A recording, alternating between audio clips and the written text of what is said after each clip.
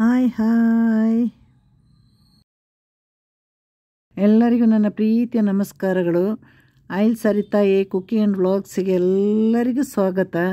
ಇವತ್ತು ನಾನು ಮನೆಯಲ್ಲಿ ಇಡ್ಲಿ ಜೊತೆ ಕಡಲೆಕಾಳು ಮತ್ತು ಆಲೂಗಡ್ಡೆ ಹಾಕಿ ಸಾರು ಮಾಡಿದ್ದೇನೆ. ಇವಾಗ ಸಾಮಾನ್ಯವಾಗಿ ಇಡ್ಲಿಗೆ ಬಹಳಷ್ಟು ಕಾಂಬಿನೇಷನ್ ಇದೆ. ಇಡ್ಲಿಗೆ ಸಾಂಬಾರು ಮಾಡ್ತಾರೆ, ಸಾಂಬಾರಲ್ಲೂ ಒಂದು 10 ವಿಧಾನಗಳಿದೆ. ಬೇರೆ ಬೇರೆ ಊರಲ್ಲಿ ಬೇರೆ ಬೇರೆ ರೀತಿಯ ಸಾಂಬಾರು ಮಾಡ್ತಾರೆ. ಹಾಗೆ ಚಟ್ನಿಗಳಲ್ಲಿ ಕೆಂಪು ಚಟ್ನಿ, ಆಮೇಲೆ ಪುದೀನ ಚಟ್ನಿ, ಗ್ರೀನ್ ಚಟ್ನಿ, ಟೊಮೆಟೊ ಚಟ್ನಿ, ಹೀಗೆ ಚಟ್ನಿಗಳಲ್ಲಿ ಕೂಡ ತುಂಬ ಥರದ ಚಟ್ನಿ ಮಾಡ್ತಾರೆ. ಆದರೆ ನಾನಿವತ್ತು ಆಲೂಗಡ್ಡೆ ಹಾಕಿ ಕಡಲೆ ಸಾರು ಮಾಡಿದೆ. ಈಗ ಕಡಲೆಕಾಳು ಜೊತೆ ಕಪ್ಪು ಕಡಲೆಕಾಳು ತಗೊಂಡಿದ್ದೇನೆ. ಕಡಲೆಕಾಳು ಜೊತೆ ನಾವು ಆಲೂಗಡ್ಡೆ ಅಲ್ಲದೆ ಒಂದನ್ನೇ ಹಾಕಬೇಕು. ಒಂದು ಸಲ ಹಾಕುವಾಗ ಸಾರು ಮಾಡುವಾಗ ಒಂದೇ ತರಕಾರಿನ ಹಾಕಬೇಕು. ಕಡಲೆಕಾಳು ಜೊತೆ ತೊಂಡೆಕಾಯಿ ಹಾಕ್ಬೋದು, ಅಥವಾ ಆಲೂಗಡ್ಡೆ ಹಾಕ್ಬೋದು, ಸುವರ್ಣಗೆಡ್ಡೆ ಹಾಕ್ಬೋದು. ಇದು ಇಷ್ಟೂ ತುಂಬ ಚೆನ್ನಾಗಿರುತ್ತೆ. ಕಡಲೆ ಸಾರು ಅನ್ನೋದಕ್ಕಿಂತ ಕಡಲೆ ಗಸಿ ಅಂತ ಹೇಳ್ಬೋದು. ಈಗ ಇವತ್ತು ಸಾಫ್ಟ್ ಇಡ್ಲಿ ಮತ್ತು ಸೂಪರಾಗಿರುವ ಕಡಲೆ ಕಾಳು ಸಾರು. ರಾತ್ರಿಯೇ ನಾನು 300 ಗ್ರಾಮಷ್ಟು ಕಡಲೆಕಾಳು ನೆನೆ ಹಾಕಿ ಬೆಳಿಗ್ಗೆ ಚೆನ್ನಾಗಿ ತೊಳೆದು ಅದನ್ನು ಕುಕ್ಕರಲ್ಲಿ, ಅವರವರ ಕುಕ್ಕರಲ್ಲಿ ಎಷ್ಟು ವಿಸಿಲ್ಗೆ ಬೇಯುತ್ತಂತ ಗೊತ್ತಿರುತ್ತೆ. ಹಾಗಾಗಿ ಕುಕ್ಕರಲ್ಲಿ, ನಮ್ಮ ಕುಕ್ಕರಲ್ಲಿ ಅಂತೂ 12-13 ವಿಸಿಲ್ ಬೇಕು. 13 ವಿಸಿಲ್ ಹಾಕಿ ಅದನ್ನು ಕಡಲೆಕಾಳನ್ನು ಉಪ್ಪು ಹಾಕದೆ ಬೇಯಿಸಬೇಕು. ಅಲ್ಲಿ ಕಡಲೆಕಾಳು ಬೇಯುವಾಗ ಇಲ್ಲಿ ಆಲೂಗಡ್ಡೆ ನಾವು ಕಟ್ ಮಾಡಿ ರೆಡಿ ಮಾಡಿ ಇಟ್ಟಿರಬೇಕು. ಆಲೂಗಡ್ಡೆ ಅಥವಾ ಸುವರ್ಣಗಡ್ಡೆನೋ ತೊಂಡೆಕಾಯಿನೋ ಯಾವುದು. ಆಮೇಲೆ ಉಪ್ಪು ಹಾಕಿರಲಿಲ್ಲ ನಾನು. ಇನ್ನೀಗ ಆಲೂಗಡ್ಡೆ ಮತ್ತು ರುಚಿಗೆ ತಕ್ಕ ಕಡಲೆ ಉಪ್ಪು ಎಳಿಬೇಕಲ್ವ, ಆಲೂಗಡ್ಡೆ ಕೂಡ ಉಪ್ಪು ಎಳಿಬೇಕು. ರುಚಿಗೆ ತಕ್ಕ ಉಪ್ಪು ಹಾಕಿ ಬರೀ 3-4 ವಿಸಿಲ್. ಒಳ್ಳೆ ಕುಕ್ಕರ್ ಆದರೆ 2 ವಿಸಿಲ್. ಇಲ್ಲಿ ನಾನು ಕಡಲೆಕಾಳಿಗೆ ಸ್ವಲ್ಪ ತೆಂಗಿನ ತುರಿ ಜಾಸ್ತಿ, 1 ಇಡೀ ತೆಂಗಿನಕಾಯಿ ತಗೊಂಡಿದ್ದೀನಿ 300 ಗ್ರಾಮ್ ಕಡಲೆಕಾಳಿಗೆ. ಆಮೇಲೆ 1 ಸ್ಪೂನ್ ಧನಿಯಾ ಬೀಜ. ಕಡಲೆಕಾಳಿಗೆ ಹುಣಸೆ ಹಣ್ಣು ತುಂಬ ಕಮ್ಮಿ, ಒಂದು ನಿಂಬೆಹಣ್ಣಿನ 1/4 ಭಾಗದಷ್ಟು, 1 ಬೆಳ್ಳುಳ್ಳಿ ಎಸಳು, 1 ದೊಡ್ಡ ಚಿಟಿಕೆ ಜೀರಿಗೆ, ಆಮೇಲೆ ಅರಿಶಿನ. ಇದನ್ನು ಇವಾಗ ನೀರು ಹಾಕ್ಕೊಂಡು ಮಿಕ್ಸಿ ಜಾರಿಗೆ ಹಾಕಿ ಇದನ್ನು ರುಬ್ಬಬೇಕು. ಒಂದು ಸಣ್ಣ ತರಿ ಇದ್ದರೆ ಪರವಾಗಿಲ್ಲ, ತುಂಬ ನೈಸಾದ್ರೂ ತೊಂದರೆ ಇಲ್ಲ. ಆದರೆ ಒಂದು ಸಣ್ಣ ತರಿ ಇದ್ರೇ ಕಡಲೆ ಗಸಿ ತುಂಬ ಚೆನ್ನಾಗಿರುತ್ತೆ. ಇವಾಗ ನಾವೇನು ಮಾಡಬೇಕಂದ್ರೆ ಇದನ್ನೆಲ್ಲ ಮಿಕ್ಸಿ ಜಾರಿಗೆ ಹಾಕ್ಕೊಂಡಿದ್ದೀನಿ.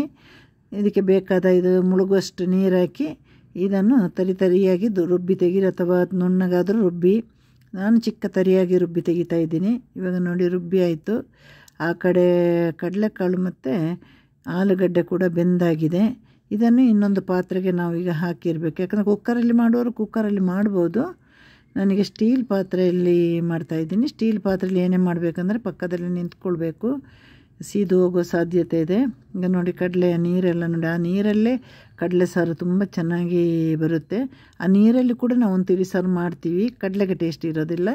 ಈಗ ನೋಡಿ ಅಳತೆ ಮಾಡಿ ಒಂಥರ ಮೊಸರಿನಷ್ಟು ಗಟ್ಟಿಯಾಗಿ ಸಾರು ಮಾಡಬೇಕಿದು, ಆಗಲೇ ತುಂಬ ಚೆನ್ನಾಗಿರೋದು. ತುಂಬ ನೀರು ಥರ ಮಾಡುವಾಗಿಲ್ಲ, ಇದು ಬಹಳ ನೀರಾಗಬಾರ್ದು. ಒಂದು ಮೊಸರಿನಷ್ಟು ಗಟ್ಟಿ ಇರಬೇಕು. ಆಮೇಲೆ ಚೆನ್ನಾಗಿ ಕುದಿಬೇಕು. ಇದಕ್ಕೆ ಒಗ್ಗರಣೆ ಏನು ಹಾಕುವಾಗಿಲ್ಲ.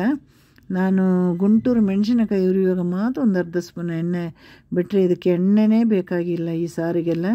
ಹಾಗಾಗಿ ಆರೋಗ್ಯಕ್ಕೂ ಬಹಳ ಒಳ್ಳೆಯದು. ಇದನ್ನು ಚೆನ್ನಾಗಿ ಕುದಿಸಬೇಕು. ಕುದಿಸಿಲ್ಲ ಅಂದರೆ ಬೇಗ ಕೆಟ್ಟೋಗುತ್ತೆ. ಎಲ್ಲ ಕಾಳುಗಳು ಕೂಡ ಹಾಗೆ ಅಲ್ವಾ, ಬೇಗ ಕೆಟ್ಟೋಗುತ್ತೆ. ಈಗ ಚಳಿಗಾಲಕ್ಕೆ ಸ್ವಲ್ಪ ಕೆಡೋದೆಲ್ಲ ಕಮ್ಮಿ ಆಗಿದೆ. ಆ ಕಡೆ ನಾನು ನೋಡಿ ಒಳ್ಳೆ ಮೃದುವಾದ ಇಡ್ಲಿ ನಾನು ಮಾಡಿದೆ. ನಾನಿವತ್ತು ನಮ್ಮ ಅಮ್ಮನ ನೆನಪಾಯಿತು. ಅಮ್ಮ ನಮಗೆ ಮೊದಲು ಇಂಥ ತಟ್ಟೆಯಲ್ಲೆಲ್ಲ ಇಡ್ಲಿ ಹಾಕಿ ಒಯ್ದು ಕೊಡ್ತಾಯಿದ್ರು. ಡಿಸೈನ್ ತಟ್ಟೆ ಅಂದರೆ ಡಿಸೈನ್ ಗ್ಲಾಸಲ್ಲಿ ಅದೇ ಥರ ಹೂವಿನ ಥರ ಇಡ್ಲಿ ಬರ್ತಾಯಿತ್ತು. ಹಾಗೆ ನಾನು ಈ ತಟ್ಟೆಯಲ್ಲಿ ಇಡ್ಲಿ ಮಾಡಿದೆ. ಹಾಗೆ ನನ್ನ ಒಂದು ಕಡೆ ಇಡ್ಲಿ ಮಾಡುವಾಗ ಒಂದು ಕಡೆ ನಮ್ಮ ಕಡಲೆ ಸಾರು ಚೆನ್ನಾಗಿ ಕುದೀತು. ಕಡಲೆ ಸಾರು ಕುದಿಯುವಾಗ ನಾವು ಸೌಟ್ ಹಾಕ್ಕೊಳ್ಬೇಕು, ಇಲ್ಲಾಂದರೆ ಒಂದು ಕಡೆ ಕೂಡ ನಾವು ಅದು ಸರಿಯಾಗಿ ಕುದ್ದಿಲ್ಲ ಅಂದರೆ ಸಂಜೆ ಹೊತ್ತಿಗೆ ಸಾರು ಕೆಟ್ಟು ಹೋಗುತ್ತೆ. ಮತ್ತು ಒಂದು ಸಲ ಬಿಸಿ ಮಾಡಬೇಕು, ಒಂದು 5-6 ಅವರ್ ಬಿಟ್ಟು ಸಿಮ್ಮಲ್ಲಿಟ್ಟು ಕಡಲೆ ಸಾರನ್ನ ಬಿಸಿ ಮಾಡಬೇಕು. ಇಲ್ಲಾಂದರೆ ಬೇಗ ಎಲ್ಲ ಕಾಳುಗಳು ಕೂಡ ಹಾಗೆ ಅಲ್ವಾ, ಬೇಗ ಕೆಟ್ಟು ಹೋಗುತ್ತೆ. ಇದು ತುಂಬ ಒಳ್ಳೆ ಕಾಂಬಿನೇಷನ್. ದಯವಿಟ್ಟು ಎಲ್ಲರ ಮನೆಯಲ್ಲಿ ಮಾಡಿ ನೋಡಿ. ಈ ಕಡಲೆ ಸಾರು ಮಾಡುವಾಗ ತುಂಬ ಬಲ್ತ ತೆಂಗಿನಕಾಯಿಗಿಂತ ಒಂದು ಎಳೆದು ಅಲ್ಲ ಬಲ್ತಿದೆಲ್ಲ ತೆಂಗಿನಕಾಯಿ ಸಿಗುತ್ತಲ್ವ, ಅದನ್ನು ತಗೊಂಡು ಬನ್ನಿ. ಅದು ಸ್ವಲ್ಪ ಲೈಟ್ ಕಲರ್ ಇರುತ್ತೆ, ಅದರ ಚಿಪ್ಪು ಒಂದು ಏನು ಹೇಳೋದು ಕ್ರೀಮ್ ಕಲರ್ ಇರುತ್ತೆ. ಅಂಥ ತೆಂಗಿನಕಾಯಲ್ಲಿ ಮಾಡಿ ಇನ್ನೂ ಚೆನ್ನಾಗಿರುತ್ತೆ.